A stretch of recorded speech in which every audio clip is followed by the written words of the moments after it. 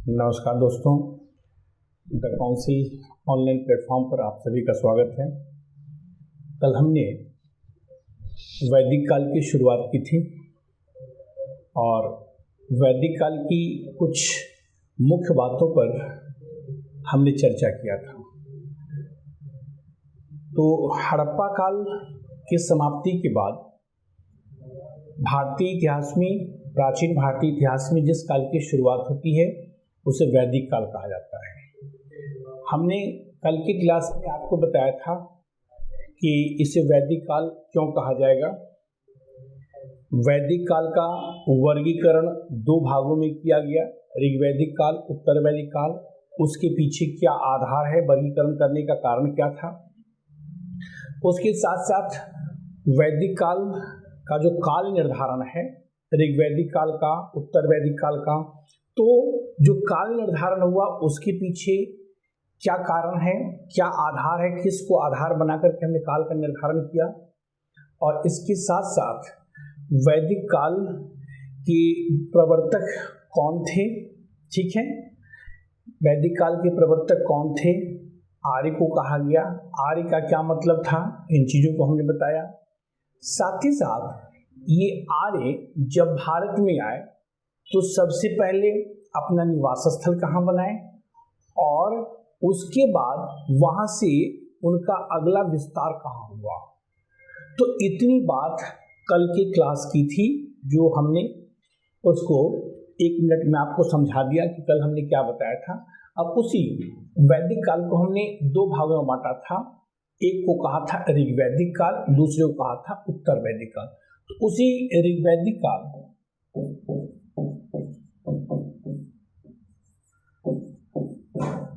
की चर्चा आज हम करेंगे। इसी ऋग्वैदिक काल की चर्चा होगी। अब देखिए, हम आपको बताए हैं इतिहास पढ़ने का तरीका। इतिहास में हम 4 क्षेत्रों का अध्ययन करते हैं: राजनैतिक, आर्थिक, सामाजिक और सांस्कृतिक। इसी राजनीतिक क्षेत्र के अंतर्गत ही हम प्रशासनिक क्षेत्र की भी चर्चा करेंगे। राजनीतिक में हमने बताया था कि आपको कि राजा के विषय में, और साथ ही साथ राजा के द्वारा जो प्रशासनिक व्यवस्था वहाँ पर शुरू किया गया उसके विषय में चर्चा करेंगे। तो अब यहाँ पर देखिए कि ऋग्वेद में जो उल्लिखित है, जिन चीज़ों का उल्लेख किया गया है, उसके आधार पर हम राजनीतिक, आर्थिक, सामाजिक और सांस्कृतिक क्षेत्र की चर्चा करेंगे। तो ऋग्वैदिक काल के हम अगर प्रमुख क्षेत्र की बात करें, तो इसमें हम देखेंगे इसकी राजनीतिक, उसी को आगे बढ़ा के राजनीतिक क्षेत्र का ही पार्ट है प्रशासनिक,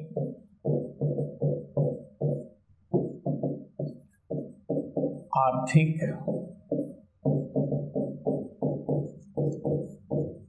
सामाजिक और अगला है सांस्कृतिक क्षेत्र।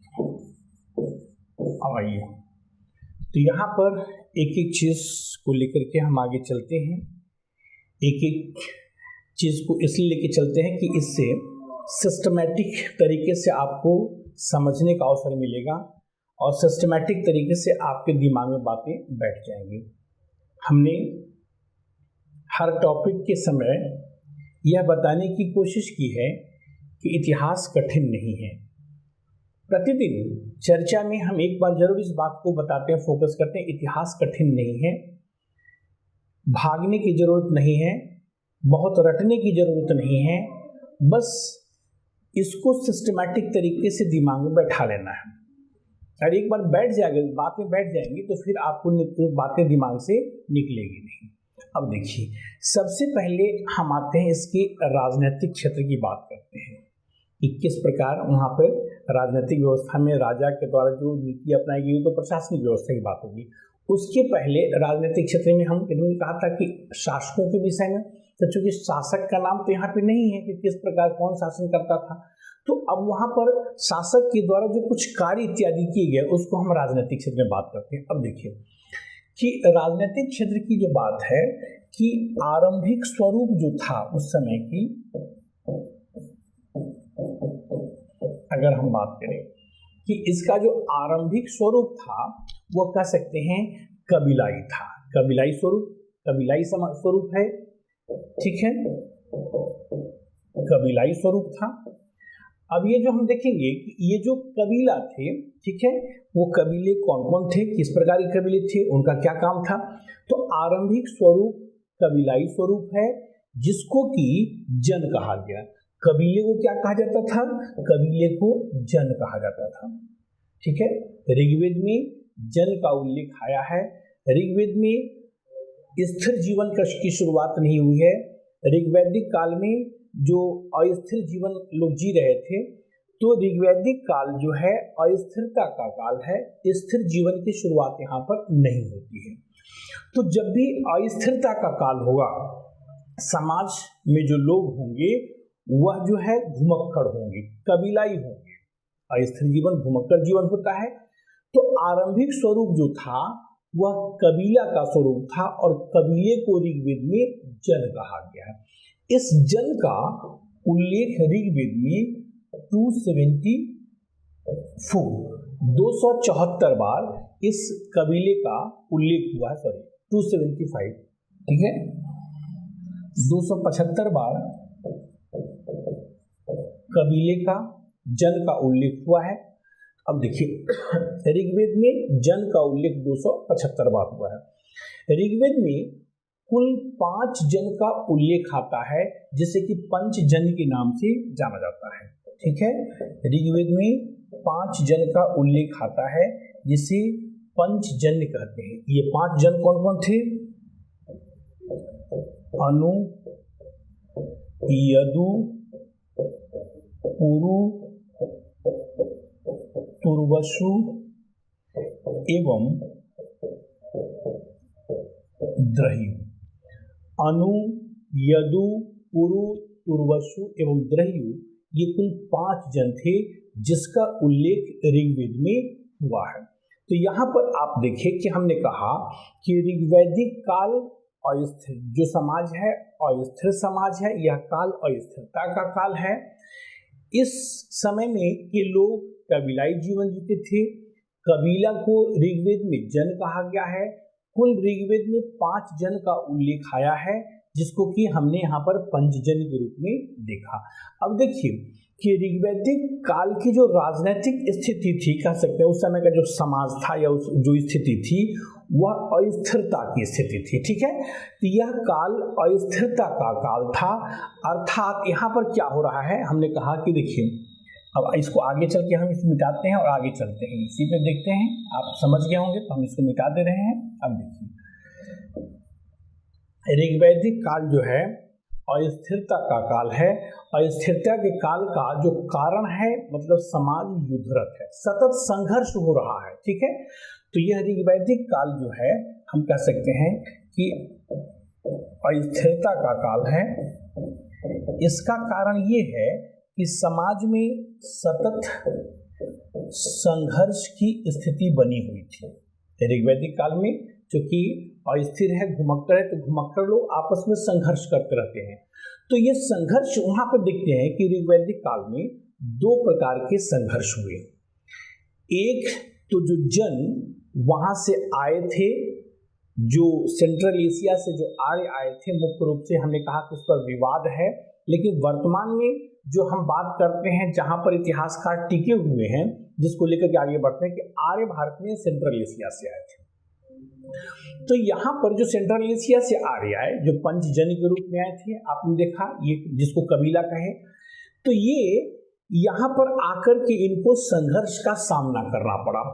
2 प्रकार के संघर्ष हुए थे, 2 प्रकार के संघर्षों का इनको सामना करना पड़ा।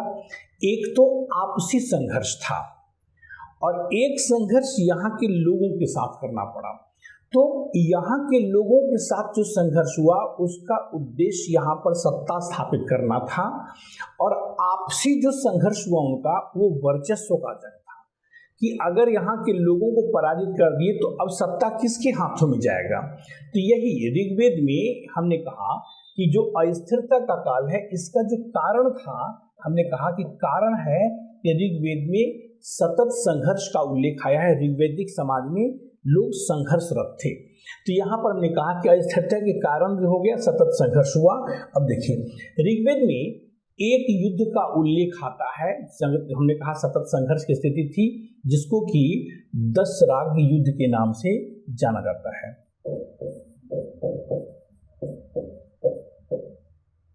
एक युद्ध का उल्लेख आता है जिसको कि दशराग युद्ध के नाम से जाना जाता है। यहाँ पर हमने एक बात बताई है दशराग युद्ध से पहले, फिर से थोड़ा सा आप समझ लीजिए उसको। हमने कहा कि आर्य जो भारत में आए थे वो कबीले के रूप में आए थे, जिसको कि जन कहा गया। ऋग्वेद में कुल 5 जन अर्थात पंचजन का उल्लेख आया है। पंचजन के साथ साथ 3 शासक वर्ग भी वहां से आए थे सेंट्रल एशिया से। इसके साथ साथ 3 शासक वर्ग भी आए थे, जिसको कि यहाँ पर युद्ध के समय में हम देखेंगे कि 3 शासक वंश जो थे वो थे भरत, कृवि और तृत्सु। नाम आप समझ लीजिए 3 शासक वंश में कौन कौन है। भरत है, कृवि है एवं तृत्सु है। ये 3 शासक वंश के लोग भी पंचजन उस समय में जब भारत में आर्य आए तो पहले हमने कहा कि 5 जन के रूप में आए थे, जिसको कि पंचजन कहा गया, और उसके साथ साथ 3 शासक वर्ग भी साथ में आए थे, भरत, कृवि एवं तृत्सु। तब देखिए भारत में सत्ता स्थापित करने के लिए पंचजन और शासक वर्ग के बीच में संघर्ष होगा। ठीक है, हमने कहा कि वर्चस्व का जंग है कि भारत में जो आर्य वहां से आए पंचजन के रूप में और शासक वंश के रूप में, तो भारत में सत्ता किसकी होगी, कौन यहाँ पर शासन करेगा। इसके लिए इन्हें आपस में संघर्ष करना पड़ा, और वही संघर्ष की कहानी ऋग्वेद में दशराग युद्ध के नाम से जाना जाता है। तो ये दशराग युद्ध जो है अर्थात 10 राजाओं के बीच का संघर्ष है। ठीक है, अब देखिए दशराग युद्ध के विषय में जरा सा यहाँ पर आइए। ये है दशराग युद्ध। यह युद्ध किसके किसके बीच में हुआ था। एक ओर शासक वंश का नेतृत्व भरत कुल कर रहा था, तो दूसरी ओर 10 राजाओं का एक गुट था, जिसमें 5 आर्य प्लस 5 अनार्य थे। 10 राजाओं का एक गुट है जिसमें 5 आर्य हैं और 5 अनार्य हैं। तो ये जो 5 आर्य थे, ठीक है, 5 आर्य के विषय में तो आपने देखा, ये हमने भी बताया है, ये पंचजन थे, और 5 जो अनार्य थे जो यहाँ के लोग थे, जिससे ये पंचजन के लोगों ने सहायता ली, क्योंकि उनको लग रहा था कि ये भारत कुल जो शासक वंश का नेतृत्व कर रहा है, ये सब के सब मजबूत हैं, सैनिक दृष्टिकोण से शक्तिशाली हैं, और इनसे हम मुकाबला नहीं कर सकते। ये पंचजन के लोग समझ रहे थे कि शासक वंश से हम मुकाबला नहीं कर सकते हैं, तो इनसे मुकाबला करने के लिए इन्होंने क्या किया कि यहाँ के लोगों से सहायता लिया, जिसे हम 5 अनार्य के रूप में देखते हैं। ये 5 जो अनार्य थे कौन थे, उनका नाम है अलिन, पक्ष, भलानस, विषाणी एवं शिव।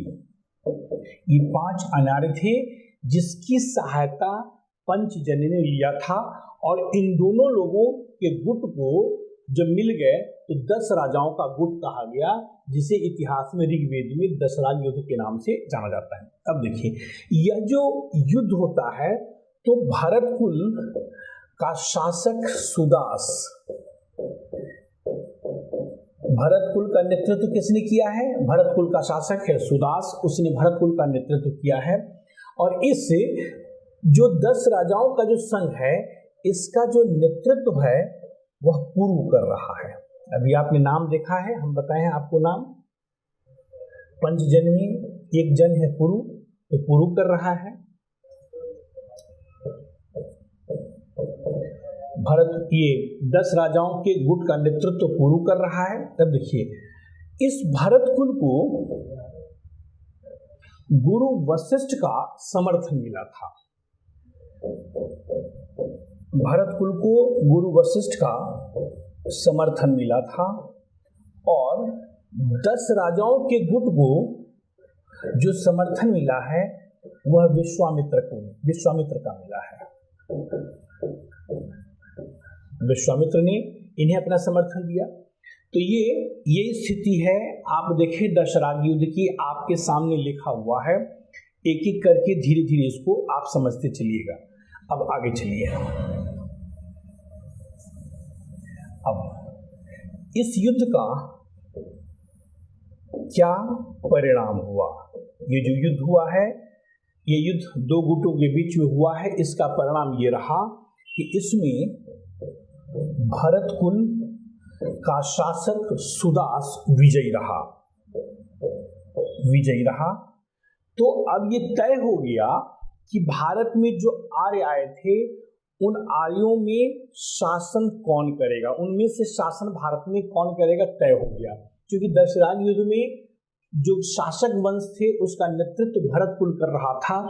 इसका जो भरत कुल का शासक सुदास नेतृत्व किया है और सुदास के नेतृत्व में दशराग युद्ध को जीता जाता है। अब ये तय हो गया कि भारत में आर्यों की शासन व्यवस्था जो है वह भरत कुल के हाथ में जाएगा। यह जो युद्ध हुआ है, यह युद्ध परुष्णी नदी के तट पर हुआ है, जिसे वर्तमान में रावी नदी के नाम से जाना जाता है। यह युद्ध कहाँ पे हुआ है? युद्ध जो हुआ है वह परुष्णी नदी, जिसको कि वर्तमान का रावी नदी कहते हैं, परुष्णी नदी के तट पर हुआ था। इस युद्ध के बाद, ठीक है, इस युद्ध के बाद हम देखते हैं युद्ध के पश्चात भरत कुल युद्ध के पश्चात जो संधि होती है भरत कुल में और पुरु के बीच में संधि हो जाती है और दोनों ने मिलकर के एक नवीन वंश की स्थापना की जिसे कुरु वंश के नाम से हम जानते हैं। युद्ध के पश्चात भरत कुल में और पुरु में संधि हो जाती है और दोनों मिलकर के एक नवीन वंश की शुरुआत करते हैं जिसे कुरु वंश के नाम से जाना जाता है। तो यहाँ पर मुझे ये आशा है कि हमने जो आपको बताया है बोर्ड पर भी लिखते गए हैं एक एक चीज, और निश्चित रूप से यह आपके लिए लाभकारी होगा, इसलिए यहाँ से प्रश्न पूछे जाते हैं। आप पास्ट ईयर्स के क्वेश्चन उठा के देख लीजिएगा। पूछेगा दशराग युद्ध किस नदी के तट पर लड़ा गया था, युद्ध हुआ था, ठीक है, 4 नदी का नाम दे देगा। तो आप समझ रहे हैं कि परुष्णी नदी, जिसको वर्तमान में क्या कहते हैं, वर्तमान का ये कौन सी है, रावी नदी। परुष्णी नदी वर्तमान की रावी नदी के तट पर लड़ा गया। इस दशराग युद्ध का नेतृत्व किसने किया था? भरत कुल का शासक सुदास ने किया था। पूछेगा कि दशराग युद्ध में गुरु वशिष्ठ ने किसका समर्थन किया, ठीक है, ध्यान से समझिएगा। या भरत कुल का समर्थन किए थे, ठीक है, उसमें देगा विश्वामित्र, वशिष्ठ, ठीक है, 2 और नाम दे दीजिए। तो इस तरीके से यहाँ पर आप देखेंगे कि प्रश्न बनेंगे। दूसरी बात प्रश्न बनेगा कि दशराग युद्ध में 10 राजाओं के गुटों का नेतृत्व किसने किया था? 10 राजाओं के गुटों का नेतृत्व उसमें पूछ लेगा अनु, यदु, पुरुवसु, ठीक है, तुर्वसु, पुरु और एक और दे देगा भलानस, कोई दे देगा, विषाणी, कुछ भी दे देगा। तो कहने का मतलब ये है कि आप ये प्रश्न देखिएगा कि चाहे वो यूपीएससी हो चाहे स्टेट सर्विसेज का एग्जाम हो, यहाँ से खूब प्रश्न बनते हैं और उसको अच्छी तरीके से दिमाग में बैठाने की आवश्यकता है।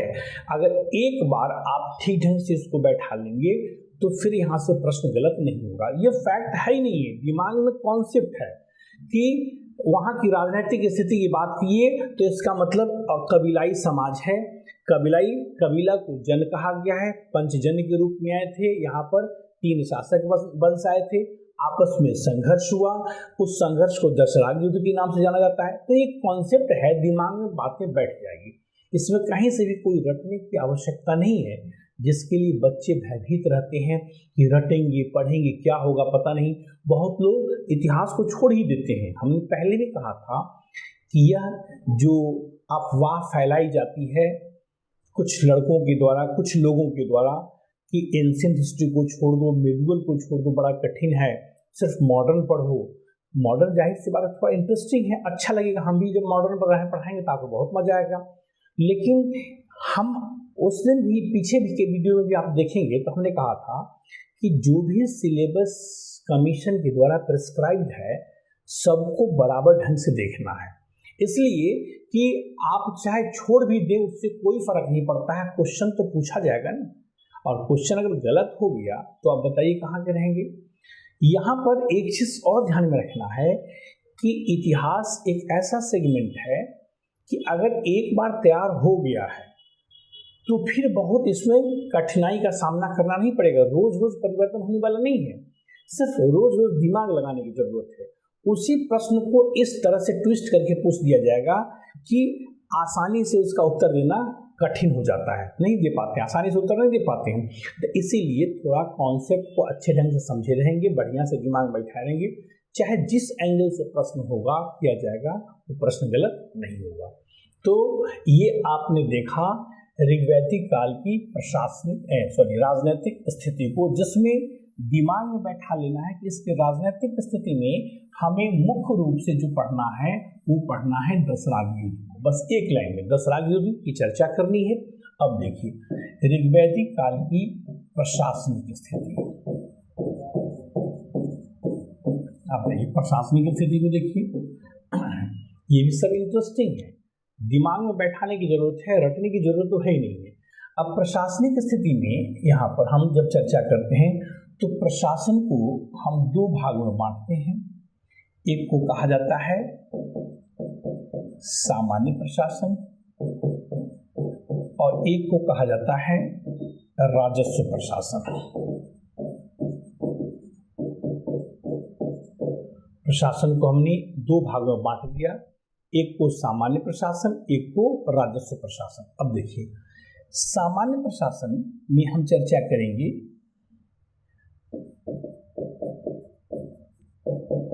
विधायिका, कार्यपालिका, न्यायपालिका और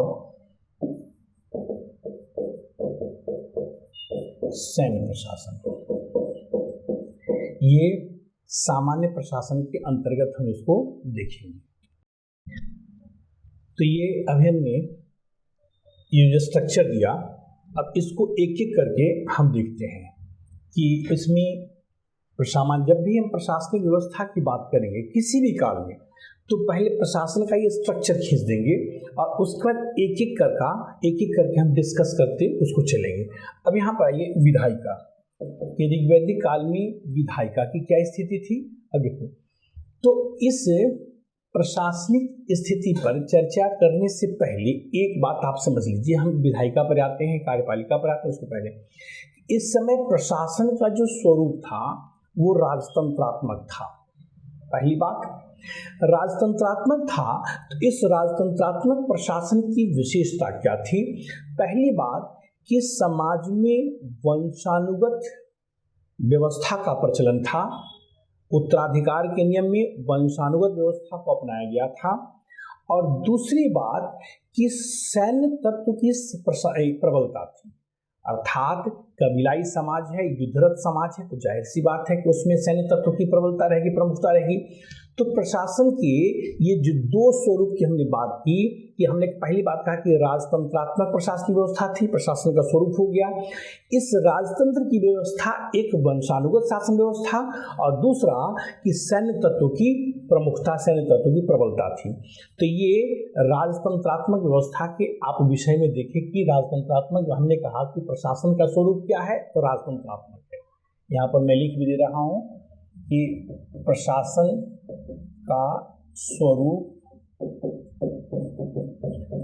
राजतंत्रात्मक, और इस राजतंत्रात्मक की क्या विशेषता थी उसको हमने बताया आपको कि राजतंत्रात्मक शासन की क्या विशेषताएं थी, तो दो भागों में बांट करके उसको बताया। तो ये चीज तो आप समझे। अब एक एक करके यहाँ पर प्रशासनिक स्थिति में प्रशासन को हम दो भागों में बांटा। उसमें से पहले भाग में आता है विधायिका, सामान्य प्रशासन। अब देखिए विधायिका की क्या स्थिति थी। अब देखिए विधायिका आज वर्तमान की स्थिति में जो देखते हैं कि विधायिका उसे कहते हैं जहां पर नीतियों का निर्माण होता है। ठीक है, विधायिका का काम है नीतियों का निर्माण करना जिससे वहां की प्रशासनिक व्यवस्था संचालित हो, और कार्यपालिका का काम होता है कि विधायिका के द्वारा निर्मित नीतियों को इम्प्लीमेंट करना, लागू करना। ये विधायिका का काम है, तो कार्यपालिका का काम है। तो विधायिका हमने कहा कि विधायिका का काम है नीतियों का निर्माण करना। अब देखिए कि विधायिका के इस समय में ऋग्वैदिक काल में विधायिका के प्रमुख तीन अंग थे विधायिका के। एक को कहे सभा, दूसरी है समिति, और तीसरे अंग के रूप में हम देखेंगे विदत। सभा, समिति और विदत विधायिका के तीन प्रमुख अंग थे। अब देखिए सभा जो है वर्तमान से जो उसकी तुलना करेंगे तो वह राज्यसभा की तरह का है। इसका मतलब ये है कि उस समय कबीले के श्रेष्ठ और संभ्रांत लोगों की संस्था थी। सभा कबीले के श्रेष्ठ एवं संभ्रांत लोगों की संस्था थी। ऋग्वेद में सभा का उल्लेख 8 बार हुआ है। ध्यान रखना है कि ऋग्वेद में सभा का उल्लेख कितनी बार हुआ है? 8 बार हुआ है। और यह जो है श्रेष्ठ एवं संभ्रांत लोगों की संस्था थी। दूसरी जो संस्था है विधायिका के दूसरे अंग के रूप में देखिए समिति यह कबीले के जनप्रतिनिधियों की संस्था थी। ऋग्वेद में इसका उल्लेख 9 बार हुआ है, सभा का 8 बार, इसका 9 बार हुआ है। कबीले के जनप्रतिनिधियों की संस्था थी।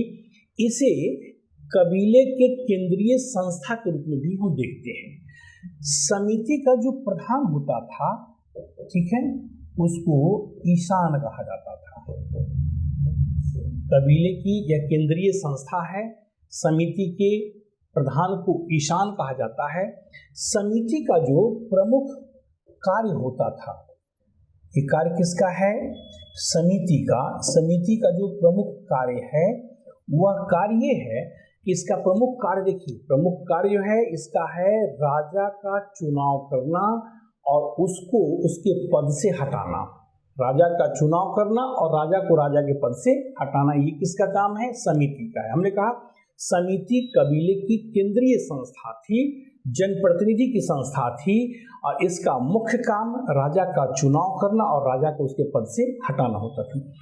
अब यहाँ पर अभी हमने इसके पहले कहा कि प्रशासन का जो स्वरूप है राजतंत्रात्मक है, और राजतंत्रात्मक प्रशासन व्यवस्था की विशेषता ये होती है कि राजा का पद इसमें क्या होता है? वंशानुगत होता है। अब आप प्रश्न ये करेंगे कि जब राजा का पद वंशानुगत है तो समिति कैसे उसको हटाएगी, कैसे उसका चुनाव करेगी? पद तो वंशानुगत है। लेकिन नहीं, जब तक राजा कबीले के हित में काम करेगा, राजपद को गौरवान्वित करेगा, राजा के निर्धारित कार्यों को करेगा, ठीक है, तब तक वह अपने पद पर रहेगा। जिस दिन राजा अपने निर्धारित कार्यों को संपादित नहीं कर पाएगा, किसी तरह से वो असक्षम हो जा रहा है, तो समिति की यह ड्यूटी थी कि ऐसे व्यक्ति को राजा के पद से हटा करके उसके स्थान पर कबीले में से एक योग्य व्यक्ति की नियुक्ति राजा के रूप में करना। तो ये समिति का काम था। तीसरी संस्था है विदत, जिसका उल्लेख ऋग्वेद में 122 बार हुआ है। यह सबसे पुरानी संस्था थी। इसको जनसभा के रूप में भी हम लेते हैं। मतलब ये है कि कबीले के सभी लोग इसमें उपस्थित हो सकते थे। यह काम, ये क्या कौन सा है? ये कौन सी संस्था है? विदत है। विदत का उल्लेख हमने कहा कि ऋग्वेद में 122 बार हुआ है। ये सबसे प्राचीन संस्था है विदत।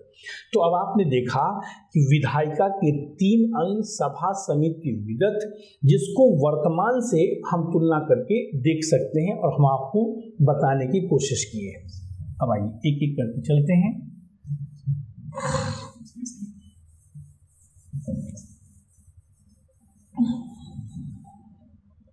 इसके बाद है देखिए कार्यपालिका।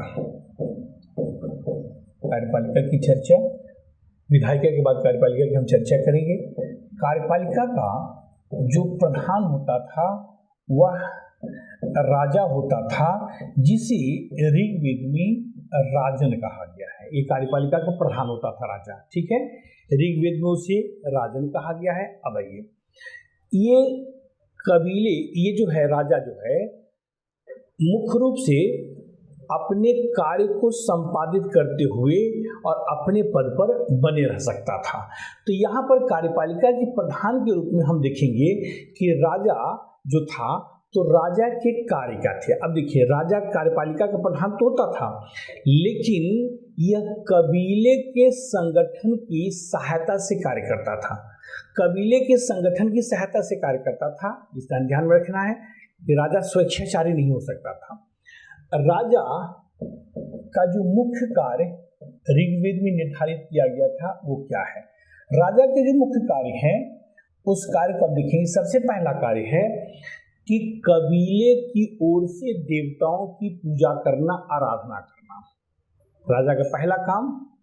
दूसरा काम कि कबीले की ओर से युद्ध करना, ठीक है, कहीं से अगर युद्ध हो रहा है तो कबीले की ओर से युद्ध करेगा, कभी युद्ध का नेतृत्व करेगा। और तीसरा काम है कि कबीले के मवेशियों की रक्षा करना। ये राजा के 3 काम हैं, मुख्य रूप से निर्धारित किया गया है। और अगर तीनों कामों को राजा ठीक ढंग से संपादित नहीं कर पा रहा है तो समिति की यह ड्यूटी थी कि ऐसे व्यक्ति को उसके पद से हटा करके कबीले के योग्य व्यक्ति का वहां पर चयन कर दे। तो ये राजा के मुख्य कार्य यहाँ पर निर्धारित किए गए थे। राजा अपने कार्यों में सहायता करने के लिए, ये तो राजा के कार्य देखे, ये कार्य में हमने 3 कार्य को बताया आपको, ठीक है। अब देखिए, राजा अपने कार्यों में सहायता के लिए कुछ अधिकारियों की नियुक्ति करता था।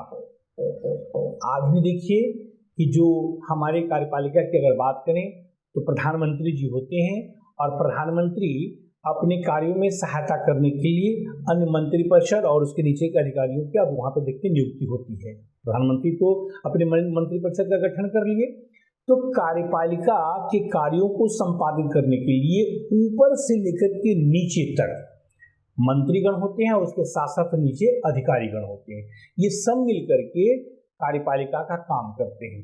तो यहाँ पर भी देखिएगा, उसी तरीके से हम तुलना करके देखते चलेंगे कि ऋग्वैदिक काल में अगर हम कार्यपालिका की बात करें तो कार्यपालिका का प्रधान राजा होता था, और राजा अपने कार्यों में सहायता करने के लिए अधिकारियों की नियुक्ति करता था।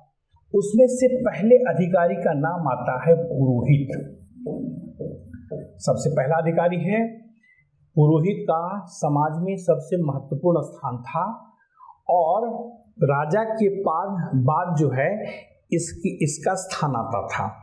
तो पुरोहित का जो पद होता था ऋग्वैदिक काल में, पुरोहित का पद भी क्या है, ये वंशानुगत है। पुरोहित का पद भी क्या था, वंशानुगत था।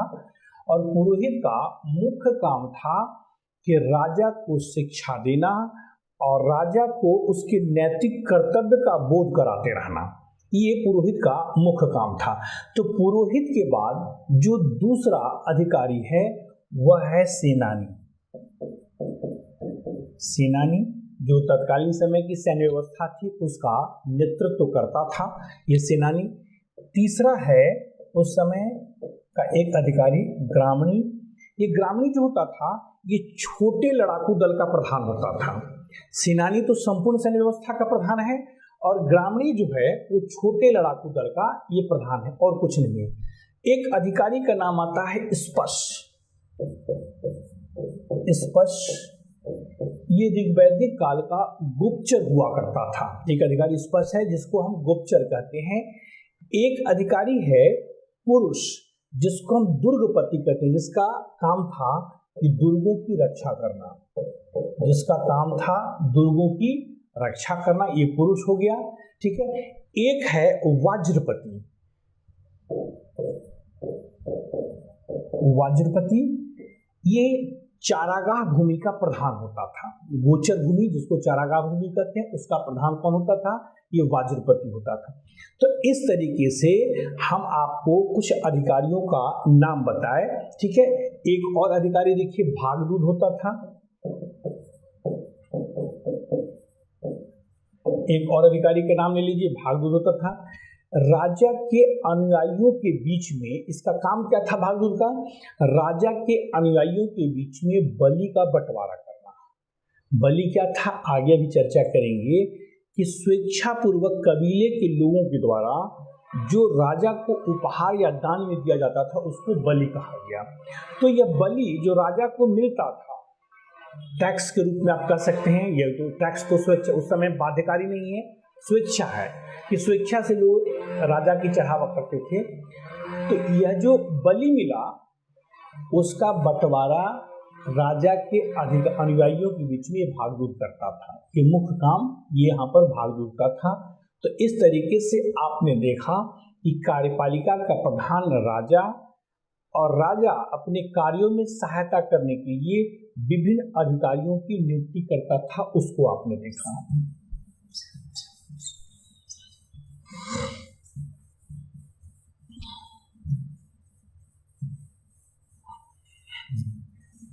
अब आइए कार्यपालिका के बाद जो अभी आपको देखना है वह है न्यायपालिका। न्यायपालिका, अब देखिए यहाँ पर ऋग्वैदिक काल में न्यायपालिका का स्पष्ट रूप से उल्लेख नहीं हुआ है, न्याय व्यवस्था का स्पष्ट रूप से उल्लेख नहीं हुआ है। लेकिन हम देखते हैं कि यहाँ पर न्याय व्यवस्था का जो हमारे पास ऋग्वेद में जो उल्लेख आता है, कुछ जो उल्लेख आता है उसके आधार पर हम यहाँ पर इसकी तुलना राजा से कर सकते हैं। मतलब एक अनुमान लगा कर बता सकते हैं कि न्याय व्यवस्था का वहाँ पर प्रचलन था। तो यद्यपि न्यायपालिका का स्पष्ट उल्लेख नहीं मिलता है, लेकिन यह कहा जा सकता है कि तत्कालीन समाज में जो न्याय व्यवस्था रही होगी उसका प्रधान राजा होता था।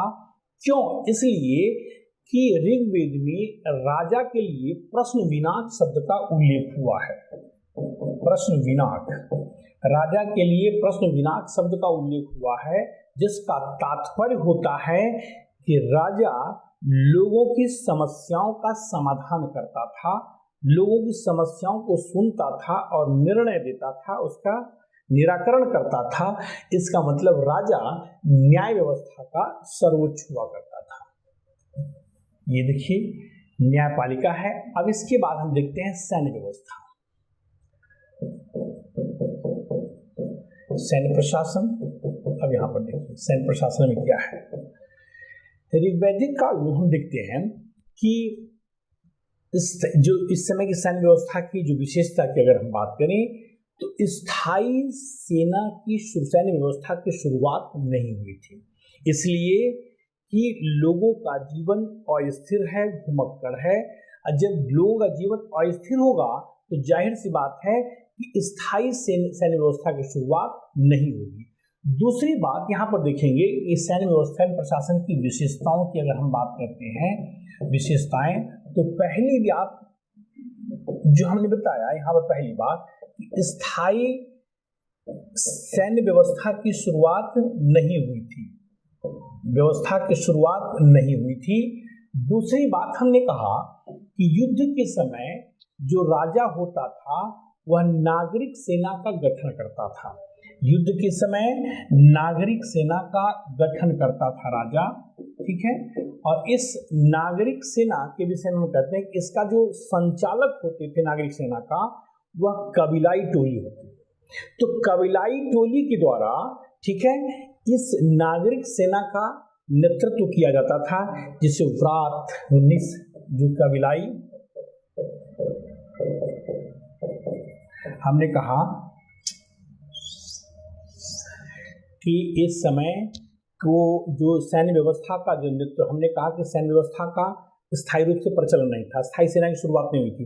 दूसरी बात ने कहा कि युद्ध के समय नागरिक सेना का गठन किया जाता था, इसके संचालक कबीलाई लोग थे, इसके संचालक कबीलाई लोग थे, जिसे व्रात, गण, शर्ध के नाम से जाना जाता है। ऋग्वेद में इन सब चीजों का उल्लेख आता है, व्रात है, गण है, ठीक है, शर्ध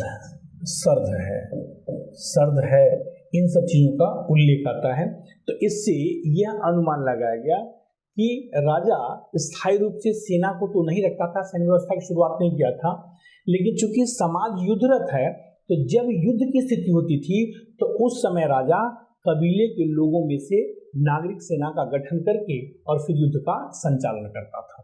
तो ये आपने देखा प्रशासनिक व्यवस्था के सामान्य प्रशासन की स्थिति को, कि सामान्य प्रशासन में हमें किन किन चीज़ों को पढ़ना है, ये आप अभी देख रहे थे। हम आपको बता रहे हैं, बार बार फोकस कर रहे हैं कि घबराने की जरूरत नहीं है, रटने की जरूरत नहीं है, बस दिमाग में बैठा लेना है कि एक स्ट्रक्चर है और उसी स्ट्रक्चर को हम आगे बढ़ाते हुए चलेंगे। अब देखिए, सामान्य प्रशासन की बात आता है राजस्व प्रशासन, कि जब राज व्यवस्था की शुरुआत हुई है, जाहिर सी बात है कि शासन व्यवस्था को संचालित करने के लिए पैसे की आवश्यकता होगी। तो चूंकि स्थायी जीवन की शुरुआत नहीं हुई थी, तो स्थायी जीवन की शुरुआत नहीं हुई है तो जाहिर सी बात है कृषि अर्थव्यवस्था का विकास नहीं हुआ। तो जब कृषि अर्थव्यवस्था का विकास नहीं हुआ तो नियमित रूप से राजस्व प्रशासन की शुरुआत नहीं हुई, राजस्व व्यवस्था की शुरुआत नहीं हुई। तो यद्यपि नियमित रूप से हम कह सकते हैं कि ऋग्वैदिक काल में कि राजस्व व्यवस्था की, राजस्व प्रशासन की शुरुआत तो नहीं हुई थी, लेकिन राजस्व के रूप में हम देखते हैं कि बलि प्रथा का प्रचलन था। तो यहाँ पर हम कह सकते हैं कि यह बलि प्रथा, राजस्व के रूप में हम कह सकते हैं कि बलि प्रथा का प्रचलन था। यह जो बलि प्रथा है यह बाध्यकारी नहीं था, बल्कि स्वेच्छा से कबीले के लोगों के द्वारा राजा को जो उपहार दिया जाता था, शाक, सब्जी, फल इत्यादि के रूप में राजा को जो उपहार दिया गया, प्रतिदिन जो दिया जाता था, उसको कहा जाता था बलि। तो यहाँ पर आप देखेंगे कि नियमित रूप से राजस्व व्यवस्था की शुरुआत नहीं हुई थी, लेकिन इसके बावजूद भी कबीले के लोगों के द्वारा राजा को प्रतिदिन जो स्वेच्छा से दान में दिया जाता था उसको बलि कहा गया, और इस रूप में हम राजस्व व्यवस्था की बात करते हैं। हमने अभी बताया है कि राजा को बलि के रूप में जो प्राप्ति होती थी, राजा उसको अपने अनुयायियों के रूप में बांटता था, अभी हमने बताया था, और उसके लिए एक अधिकारी की नियुक्ति किया था, जिसकी चर्चा भी हमने किया। तो ये अभी आप देख रहे थे इस समय की प्रशासनिक व्यवस्था को, ऋग्वैदिक काल की प्रशासनिक स्थिति को देख रहे थे, जिसमें विभिन्न मुद्दों को हमने आपको बताया। आशा है कि ये अब आपके दिमाग में अच्छी तरीके से बैठ गई होगी। अब देखिए कि जो प्रशासनिक व्यवस्था आपने देखा, उसमें हम कह सकते हैं कि ये प्रशासनिक स्थिति थी। इसको जो अभी हमने बताया है, तो उस स्थिति में हम इसके प्रशासनिक विभाजन की बात एक बार कर लें, समझ लें कि ऋग्वैदिक काल में किस प्रकार का प्रशासनिक विभाजन था। तो प्रशासनिक विभाजन में देखेंगे कि सर्वोच्च ऋग्वेद में सर्वोच्च संस्था के रूप में जन को माना गया, जिसका ऋग्वेद में 275 बार उल्लेख आता है। सर्वोच्च प्रशासनिक संस्था कौन सी थी? जन है। जन के बाद जो दूसरी प्रशासनिक संस्था थी वो है विश। जन के बाद दूसरी प्रशासनिक संस्था है विश। इसका उल्लेख ऋग्वेद में 170 बार हुआ है। दूसरी प्रशासनिक संस्था है विश, जिसका उल्लेख ऋग्वेद में 170 बार हुआ है। जन के बाद जो उसके नीचे की जो प्रशासनिक संगठन था उसको ग्राम कहा गया, और सबसे निम्न प्रशासनिक इकाई के रूप में हम कुल को देखते हैं, जिसे हम परिवार भी कहते हैं, तो यहाँ पर आपने देखा कि सर्वोच्च प्रशासनिक संस्था जन के बाद प्रशासनिक संस्था के रूप में विश को देखिए, विश के नीचे प्रशासनिक संस्था ग्राम, और सबसे नीचे प्रशासनिक संस्था परिवार, कुल। ठीक है, तो ये आप देख रहे थे ऋग्वैदिक काल की प्रशासनिक स्थिति को। इसके बाद अब आइए, इसके बाद हम आते हैं ऋग्वैदिक काल की आर्थिक स्थिति पर। थोड़ा सा आर्थिक स्थिति की चर्चा कर लेते हैं। देखिए, एक एक करके टॉपिक को आगे बढ़ाया जाए। तो आर्थिक स्थिति में हमने आपको पहले ही बताया है कि इसमें प्राथमिक क्षेत्र, प्राइमरी सेक्टर, द्वितीय क्षेत्र, सेकेंडरी सेक्टर और तृतीय क्षेत्र, टर्सरी सेक्टर का उल्लेख करेंगे। तो प्राथमिक क्षेत्र में कृषि, पशुपालन और प्राकृतिक संसाधन का उल्लेख करेंगे। द्वितीय क्षेत्र में शिल्प एवं उद्योग की बात करेंगे और तृतीय क्षेत्र में व्यापार और यातायात एवं परिवहन की बात करेंगे। ये एक स्ट्रक्चर है जो आपको अपने दिमाग में बैठा लेना है।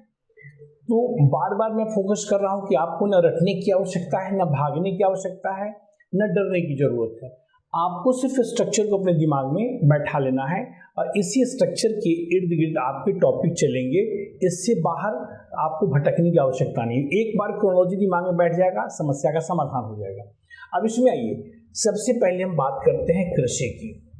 कृषि की बात करें, एक के बाद एक टॉपिक आएगा, ठीक है।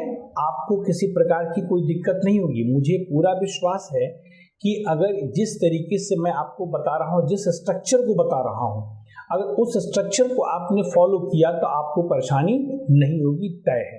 अब यहाँ पर देखिए कि बात करते हैं कृषि की। तो यहाँ पर कृषि का हम कहते हैं कि ऋग्वैदिक काल में कृषि का विकास नहीं हुआ था, कृषि का अभाव है। इसके पीछे जो कारण है कि कृषि का विकास नहीं हुआ था, इसके पीछे मूल कारण है कि स्थिर जीवन का विकास नहीं हुआ है। तो जाहिर सी बात है, जब स्थिर जीवन का विकास नहीं हुआ तो कृषि उस समय गौण स्थिति में रहेगी। तो कृषि का अभाव देखने को मिलता है। इससे हमने कहा कि कृषि का अभाव था, कृषि का अभाव था, विकास उस रूप में नहीं हुआ है जितना कि उत्तर वैदिक काल में हुआ था। इसके पीछे जो कारण है वो हम कारण बता दिए कि स्थिर जीवन का की शुरुआत नहीं हुई थी, कृषि का अभाव था। इसे हम निम्न प्रमाण से समझ सकते हैं। नंबर 1 कि ऋग्वैदिक काल में भूमि का स्वामी न तो राजा होता था और न ही भूमि किसी की निजी संपत्ति होती थी। पहली बात आप देखेंगे प्रमाण के रूप में कि भूमि का स्वामी न तो राजा है और न ही भूमि किसी की निजी संपत्ति है। दूसरी प्रमाण के रूप में देखेंगे कि ऋग्वेद में कृषि को लेकर के, कृषि संबंधित बातों का उल्लेख मात्र 24 बार हुआ है, जबकि गाय का उल्लेख 174 टाइम्स 174 बार हुआ है। तीसरी बात, इससे भी जिसका उल्लेख अधिक उसकी महत्ता अधिक, जिसका उल्लेख कम उसकी महत्ता कम। तो आपने देखा यहाँ पे बताया कि ऋग्वेद में कृषि का उल्लेख मात्र 24 बार और गाय का उल्लेख 174 बार। तीसरी बात जो आप देखेंगे कि कृषि का अभाव था, उसके प्रमाण के रूप में कि ऋग्वैदिक काल में क्या था कि अलग अलग अनाज का उल्लेख नहीं हुआ है, अलग अलग अनाजों के नाम का उल्लेख नहीं हुआ है, बल्कि एक ही अनाज यव या धान्य का उल्लेख हुआ है। यव या धान्य का उल्लेख हुआ, एक ही अनाज का उल्लेख हुआ है, अलग अलग अनाजों का उल्लेख नहीं हुआ है। इन सारी बातों से यह अनुमान लगाया गया कि कृषि का विकास इस समय नहीं हुआ था, उतना नहीं हुआ था जितना कि इसके बाद के काल में हुआ। इसीलिए हमने कहा कि कृषि का अभाव था। क्यों? इसलिए कि स्थिर जीवन की शुरुआत, स्थिर जीवन का विकास नहीं हुआ। बावजूद इसके कृषि से संबंधित कुछ शब्द ऋग्वेद में उल्लिखित हैं। कृषि से संबंधित कुछ शब्द ऋग्वेद में उल्लिखित हैं, जिसको कि अभी हम आपको बताएंगे। उसमें सबसे पहला शब्द आता है, ये देखिए, उर्वरा। कृषि से संबंधित कुछ शब्द उल्लिखित है ऋग्वेद में, जिसे हम कहते हैं उर्वरा। उर्वरा का मतलब होता है उपजाऊ भूमि। उपजाऊ भूमि को उर्वरा कहा गया है। दूसरी बात वहां पर ऋग्वेद में उल्लिखित है लांगल। लांगल, हल को लांगल कहा जाता था, ठीक है। इसके बाद ऋग्वेद में एक शब्द आता है सीता। सीता, ये हल के फाल का अग्रभाग होता था, उसको सीता कहा जाता था, ठीक है। इसके साथ साथ एक टर्म आता है क्षेत्र। जुते हुए खेत को क्षेत्र कहा जाता था। एक टर्म है क्षेत्र, तो जुते हुए खेत को क्या कहा जाता था? क्षेत्र कहा जाता था। इसके साथ साथ उर्वरक के लिए शाकम या करिष्ठ शब्द का उल्लेख हुआ है। 4, ये 5वां। उर्वरक के लिए शाकम या करिष्ठ शब्द का उल्लेख हुआ है उर्वरक के रूप में। सिंचाई के साधन के रूप में, ठीक है ना, कुल्या अर्थात नहर और कूप, गड्ढा खोदकर जो पानी इकट्ठा किया जाता था और उससे निकाल करके सिंचाई की जाती थी, उसको कूप कहा गया। तो सिंचाई के साधन के रूप में कुल्या का उल्लेख है और कूप का उल्लेख है ऋग्वेद में। अधिकांश सिंचाई कुल्या के माध्यम से ही लोग करते थे। तो यद्यपि कृषि का अभाव था, लेकिन कृषि से संबंधित कुछ शब्द ऋग्वेद में उल्लिखित हैं, जिससे यह अनुमान लगाया गया, यह कहा जा सकता है कि इस समय कृषि का विकास उतना तो नहीं हुआ था जितना कि उत्तर वैदिक काल में हुआ, लेकिन इसके बावजूद भी कृषि कार्य होते थे।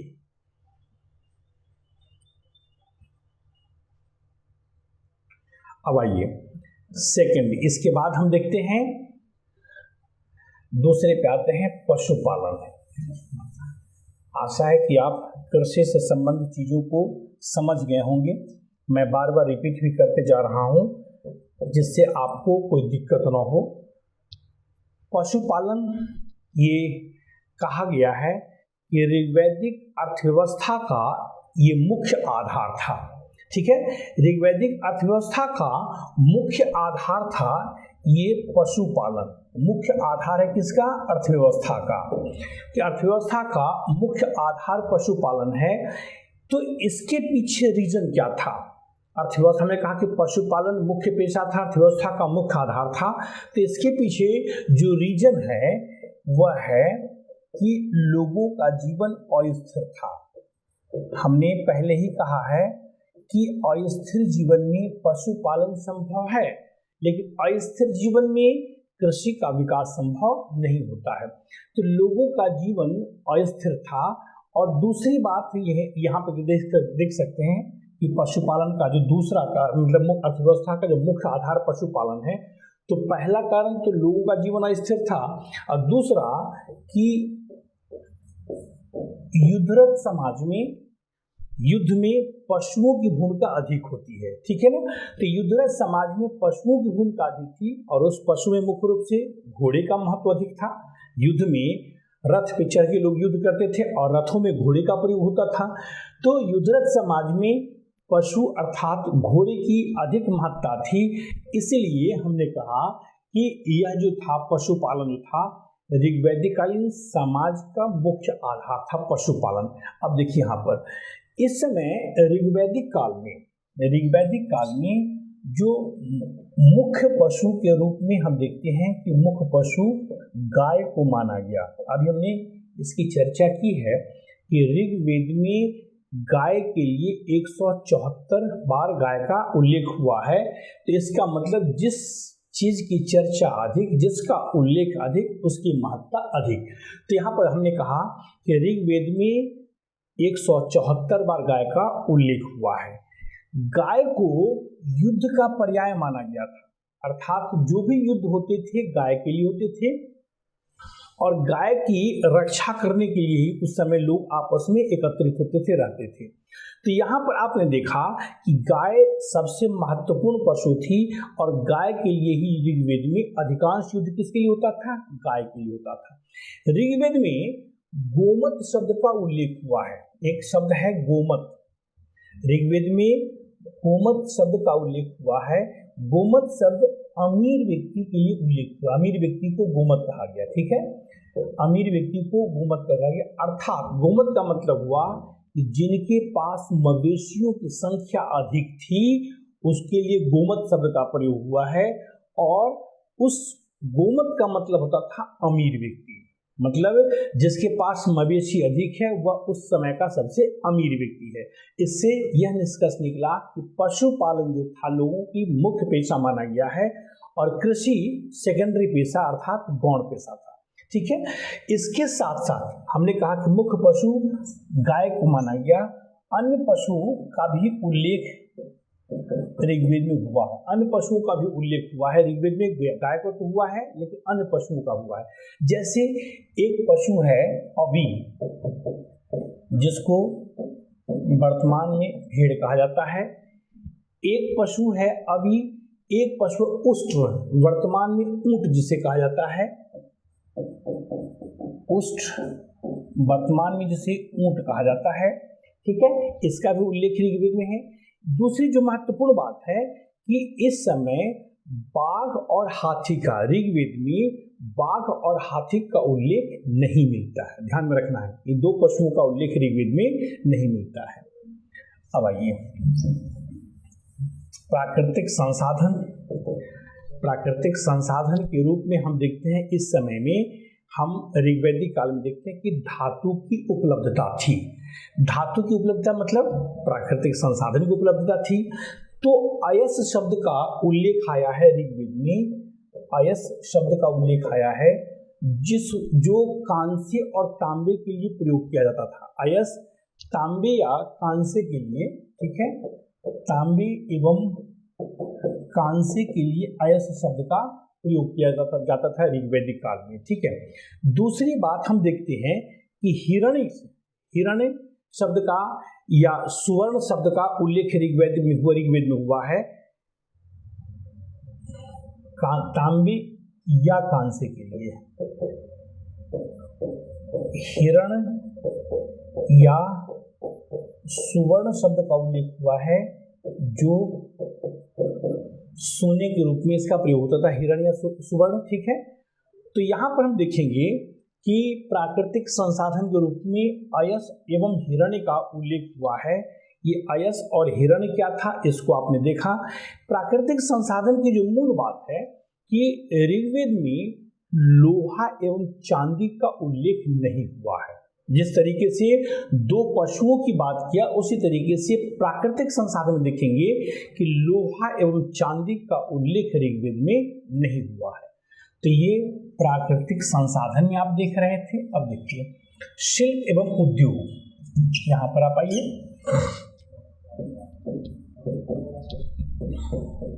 शिल्प एवं उद्योग की अगर बात करें,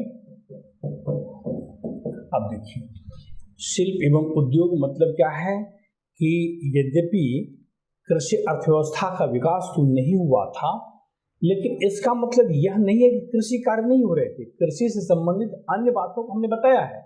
यहाँ पर सिर्फ ये समझना है कि कृषि इनका द्वितीय पेशा था। प्राथमिक पेशा के रूप में हम पशुपालन को लेते हैं।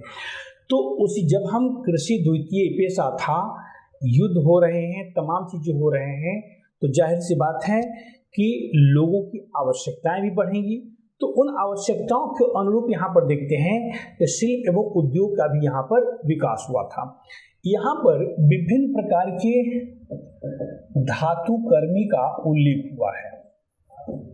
धातु कर्मी का उल्लेख हुआ है जो धातुओं से वस्तुओं का निर्माण करते थे, ठीक है। तो धातु कर्मी के रूप में हम देखते हैं कि सोने के आभूषण का, हमें सोने के आभूषण निष्क का उल्लेख हुआ है ऋग्वेद में। सोने के आभूषण निष्क का उल्लेख हुआ है ऋग्वेद में, ठीक है।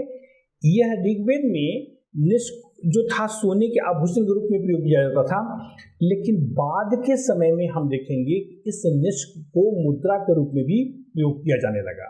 तो प्रारंभ में निष्क सोने के आभूषण को निष्क कहा जाता था, ठीक है।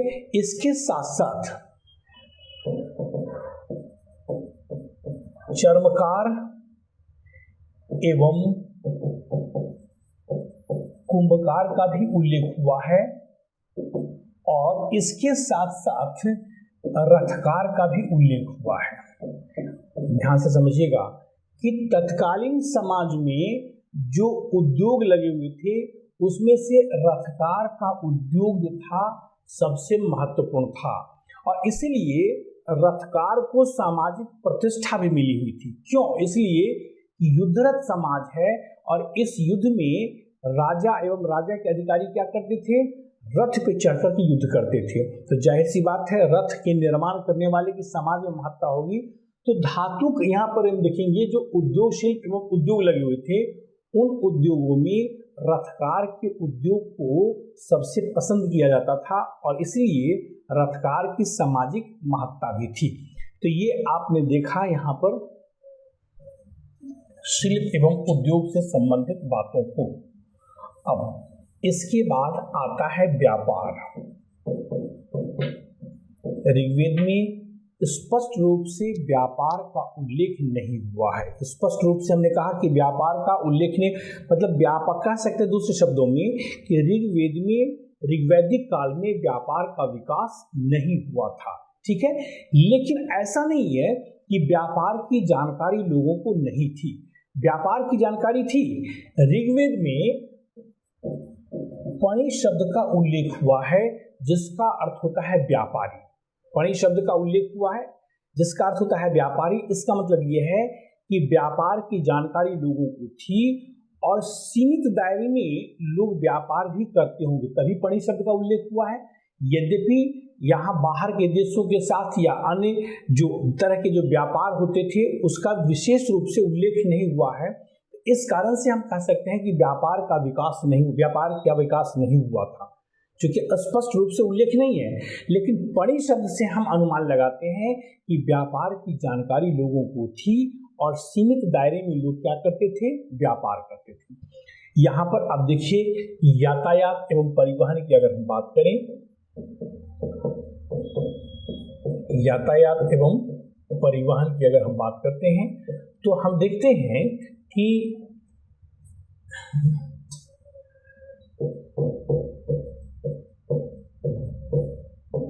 इस समय स्थल परिवहन और जल परिवहन दोनों का प्रयोग होता था। स्थल परिवहन और जल परिवहन दोनों का प्रयोग होता था। स्थल परिवहन के रूप में इस समय के लोग जो है ऋग्वैदिक काल के लोग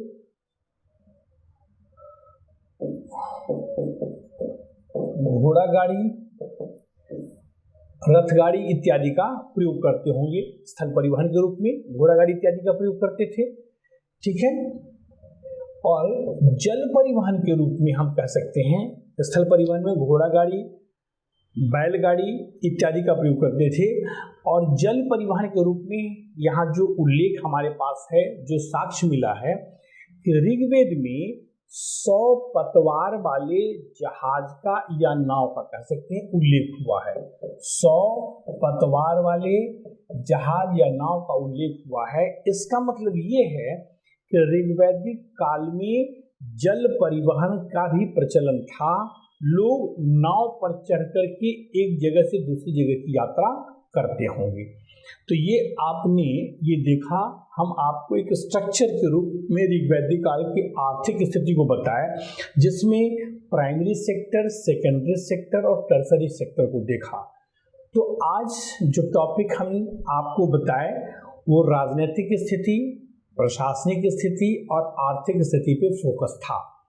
आशा है कि जो हम बात बताए हैं आपकी दिमागों में बात बैठ गई होगी। एक एक करके स्टेप बाय स्टेप अगर आप अध्ययन करेंगे तो किसी प्रकार की कोई दिक्कत नहीं होगी। सब स्ट्रक्चर पे है और स्ट्रक्चर को फॉलो करना है और तेजी में आप इसका रिवीजन कर लेंगे। और आप क्वेश्चन उठा करके बार बार कहता हूँ कि पास्ट ईयर्स के क्वेश्चन को देखते चलिएगा तो आपको लगेगा कि डायरेक्ट या इनडायरेक्ट रूप से क्वेश्चन पूछे गए हैं जो आपके टॉपिक में चर्चा हम कर रहे हैं, वहाँ से डायरेक्ट या इनडायरेक्ट रूप में क्वेश्चन आपको मिलेंगे। तो अब आज की क्लास मैं यहीं पे समाप्त कर रहा हूँ। कल जब हमारी मुलाकात आपसे होगी, कल की वीडियो में आप देखेंगे इसके 2 क्षेत्र बच जाते हैं, सामाजिक और सांस्कृतिक। आशा करते हैं कि कल उन दोनों टॉपिक को, सामाजिक स्थिति को और सांस्कृतिक स्थिति को हम अगले वीडियो में बताएंगे, ठीक है। और उसके बाद फिर हम उत्तर वैदिक काल पर आते हैं। धन्यवाद।